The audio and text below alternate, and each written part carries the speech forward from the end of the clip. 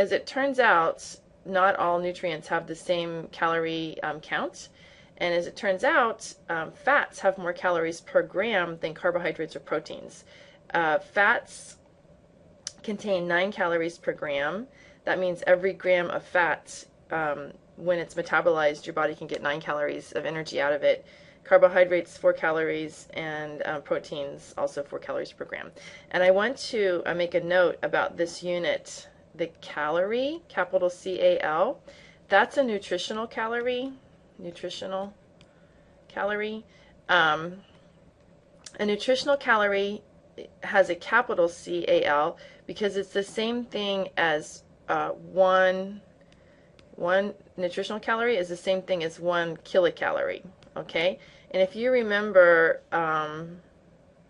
the calories, 1 calorie by definition with a lowercase c, 1 calorie is equal to the amount of heat it takes, amount of heat energy to raise the temperature of 1 gram of water 1 degree Celsius. Remember that? So a regular calorie, when we're talking about energy, is the amount of heat it takes to raise the temperature of 1 gram of water 1 degree Celsius.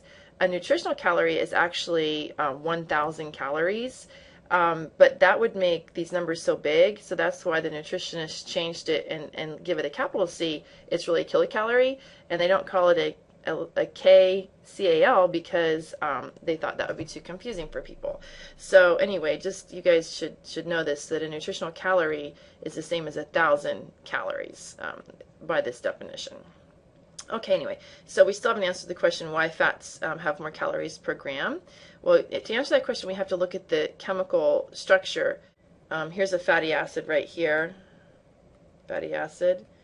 Okay, the fatty acid is what gets digested. It's stored as a triglyceride, but then your enzymes clip it off, and then it starts chewing down the fatty acids. Enzymes do. This is a glucose molecule, and this is a amino acid alanine. And the reason why these two have about the same amount of calories per gram is because they have fewer carbons that can be oxidized. Remember, when we metabolize food, we're going to take the fuel molecule, the fuel plus oxygen, to give carbon dioxide plus water. Okay, and as it turns out, since there's already so many oxygens on the glucose and there's so many oxygens and then nitrogen also on the carbon, then there's more carbons per gram to be oxidized in the fatty acid. That's why you can get more energy out of the fatty acid.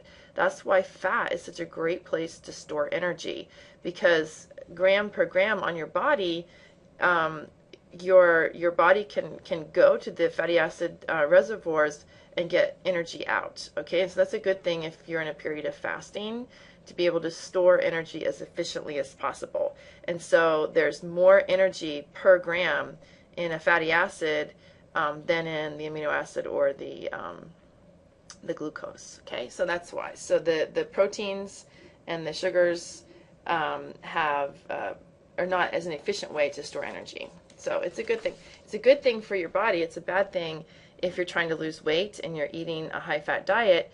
Then you're taking in, for the serving size, there's more energy in fatty foods than in the carbohydrate-rich foods or the protein-rich foods.